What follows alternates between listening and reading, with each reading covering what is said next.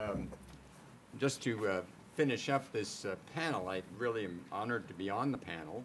I'd like to talk about Xi Jinping's vision in foreign relations, in foreign affairs. There wasn't a lot, as Ambassador Roy noted, and there usually isn't a lot, of discussion of foreign policy at the Congress itself.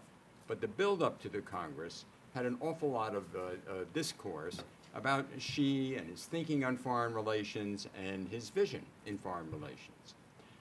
And I think this has very important implications for the future.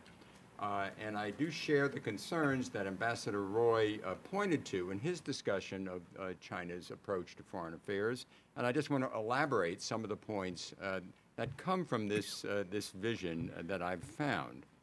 The vision, of course, serves to consolidate the position that China has in foreign relations. They've made a number of advances in recent years, and this justifies it and legitimates the Xi Jinping government, particularly at home. It's very important for the stature of Xi Jinping. Of course, he has an enormously high profile these days. And yet my point here is that the reality is a bit different. In fact, it's quite different in many ways. China really is more constrained than this would have us believe. And I think we need to look at this carefully, because I don't think the Chinese people and the audiences in China are ready for this. And I think this could be difficult to adjust to from the Chinese side in particular. The dream itself, the vision itself involves the China dream, of course. And this is that reunified China that Ambassador Roy talked about. This is a very powerful country. It's the most powerful country in Asia. Many people think this would be the new dominant power in Asia. It goes back to historical dynasties where China was the center of Asia and the great power in this regard. Second, and this is something that's been in existence and it's been reinforced by the Congress and by Xi's stature. The second element is this community of shared future.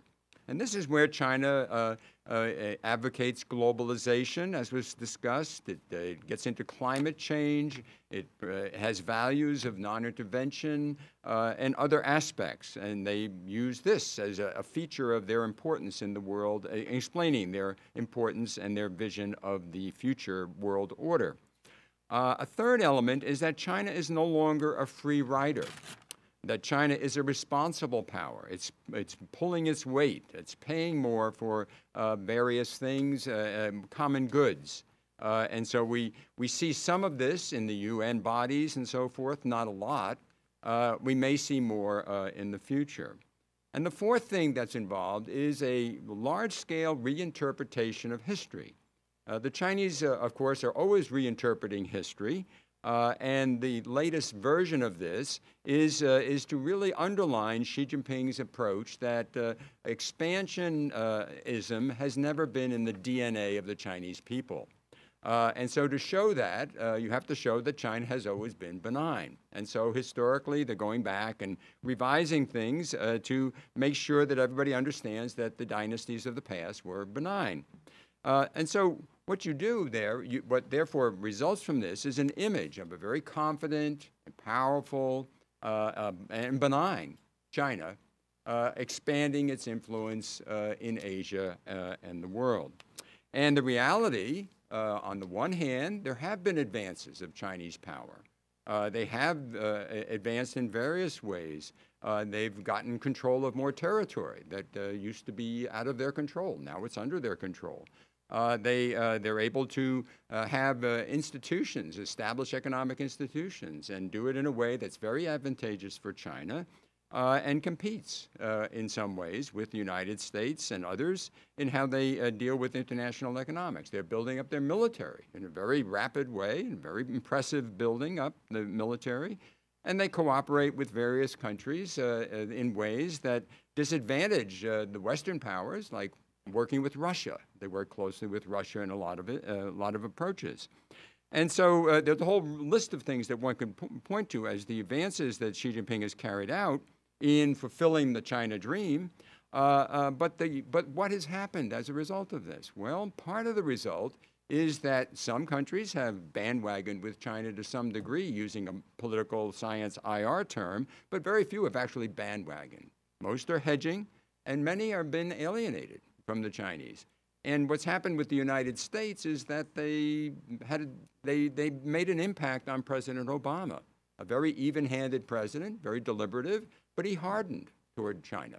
Its approach led him to criticize the Chinese. In his last 2 years, he criticized the Chinese a lot. He hardly ever criticized them in the previous 6 years. But he did become very agitated about the Chinese and pointed out criticisms of various things. And I think it's the elections and other things in the United States have shown a hardening of American attitudes toward China. And so Xi's been able to advance, and his advance looks remarkably striking because it comes in the context of perceived decline elsewhere. So the United States is seen in decline. The Western powers are seen in decline. The Japanese are in decline. The Russians are in decline. And so under these circumstances, yes, China looks very, very powerful. And they are powerful in a lot of ways. But I think it has limits. And the limits and constraints are things that I want to talk about a bit. And there are basically 5 sets of constraints on China as it moves forward with the vision and implement the vision of Xi Jinping. The first, of course, are the variety of domestic preoccupations that the Chinese face. Legitimacy problems for the leadership, corruption, internal security. How do they maintain one-party rule over a country that is so dynamic socially and economically? It's very expensive. And so they expend a lot of money dealing with that type of thing.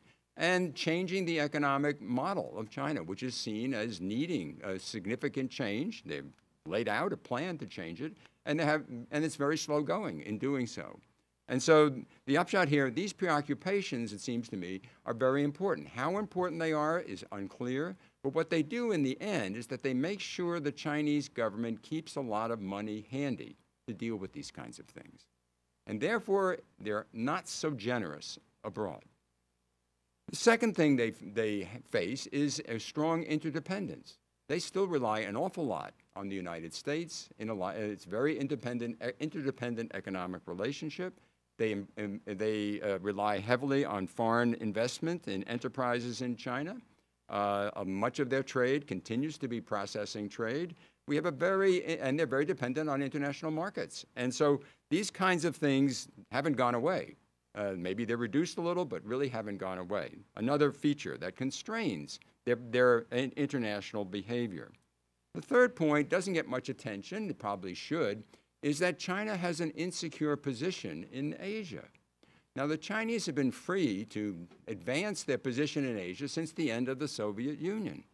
And yet the record that they've accomplished, of their accomplishment, is quite mixed. And so you find there are 3 other major powers in Asia, and the relationship with 2 of the 3 have deteriorated, and significantly in the case of Japan. A terrible relationship with Japan. And the relation with India is worse than it was 10 years ago. And you look at middle powers. They, too, have become more wary. South Korea, its relationship with China is so different than what it was, say, 10, 12 years ago. And Australia, too. Even though these countries do more than 20% of their trade with China, they are very wary of China. And, of course, an excellent example of this is Taiwan. Taiwan is extremely dependent on China on economic grounds, and yet China now faces a regime in Taiwan that's very difficult for them to deal with. And so when you look at foreign policy in Asia, the rim of China is the most important area of Chinese foreign relations. It does about 70% of its activities there. And in that, the key areas that have problems are North and South Korea, Japan, Taiwan, and India. And Southeast Asia isn't so good, and in the background is the United States. So this is not a particularly good situation, and this has been going, and this is after 25 years of trying to improve their position in the region. A fourth feature that needs more attention, more expert analysis, is the gap in the international power of China. The publicity coming out of China would have you believe that this One Belt Road initiative and things of that nature are going to overwhelm the region with largesse. And yet, China still follows a win-win policy. Most of their foreign assistance and whatever loans they give have to be paid back in one way or another.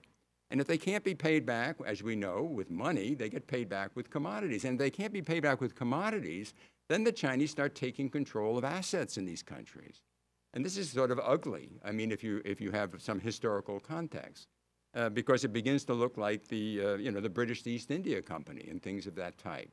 And so the upshot here is just that this is one aspect of it. The behavior is weak, but the other part that's weak is that much of it doesn't get implemented.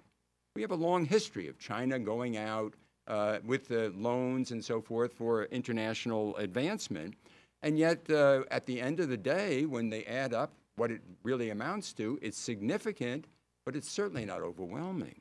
And so we have the sense that, for example, China in Africa.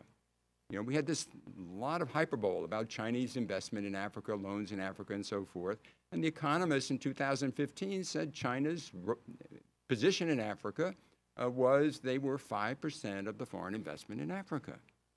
And other scholars looked at Latin America around the same time, same thing. And China's investment in ASEAN countries in Southeast Asia. You look at ASEAN figures, it's about 10%.